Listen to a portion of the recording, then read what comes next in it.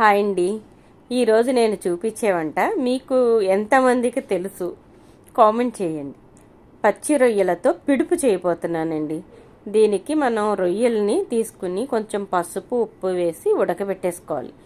బాగా ఉడికిన తర్వాత మీరు ఆ వాటర్ అంతా అబ్జర్వ్ అయ్యే వరకు కూడా ఉంచుకోవచ్చు. లేదు కాస్త రొయ్యలు ఎక్కువగా తింటే కడుపు నొప్పి వస్తుంది, మనకి పడదు అనుకుంటే ఆ వాటర్ అంతా పంపిస్తారనుకోండి, సూపర్. దాన్ని అన్నిటిని చల్లారిన తర్వాత మిక్సీ పట్టేసుకోవాలి. అదంతా అలా పొడిగా అయిపోయిన తర్వాత దాన్ని ఒక గిన్నెలోకి వేసుకుని దానికి సరిపడినంత 3 ఉల్లిపాయలు, కరివేపాకు, పచ్చిమిరపకాయలు, అల్లం, వెల్లుల్లి, గరం మసాలా నేను డ్రైది వేస్తాను కనుక ఇక్కడ ఏం వెయ్యలేదు. ఇవన్నీ కలిపి మిక్సీ చేసేసుకొని పేస్ట్ చేసేయాలండి. ఆ పేస్ట్ తీసుకొచ్చి మనం ఆ రొయ్యల పేస్ట్లో కలిపేసుకోవాలి.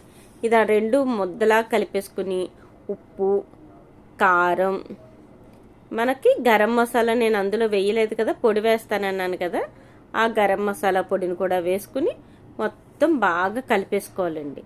కలిపి పక్కన పెట్టుకుని మనం దీనికి తాలింపు తీసుకోవాలి. తాలింపుకి ఏం కావాలి అంటే వెల్లుల్లి, ఎండుమిరపకాయలు, కరివేపాకు, జీలకర్ర, ఈ 4 ఉంటే సరిపోద్ది. నేను కరివేపాకు పొడిలో ఎక్కువ వేసాను కదా, అందుకని పేస్ట్లో కొంచెం తక్కువ తీసుకున్నాను. దీనికి కాస్త ఆయిల్ ఎక్కువగానే పడుతుందండి. ఆయిల్ ఎక్కువ పడుతుంది, బాగుంటుంది. అలా టేస్ట్ చాలా చాలా బాగుంటుంది.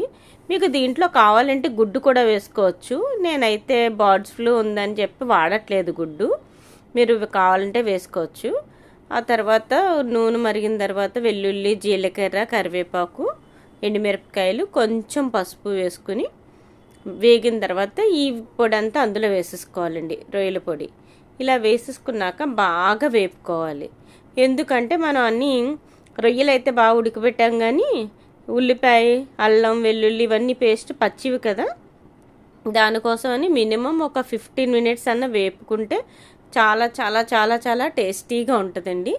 దీన్ని మనం రైస్లో తినొచ్చు, ఉట్టిని అలా స్పూన్ పెట్టుకుని కూర్చుని కూడా తినేయచ్చండి. చాలా రకాలుగా తినొచ్చు. చాలా టేస్టీ ఫుడ్ అన్నమాట. చాలా చాలా చాలా బాగుంటుంది. మీకు చాలామందికి తెలిసే ఉంటుంది సొర్రపిట్టు ఎలా ఉంటుంది, ఇది అలాగే ఉంటుంది.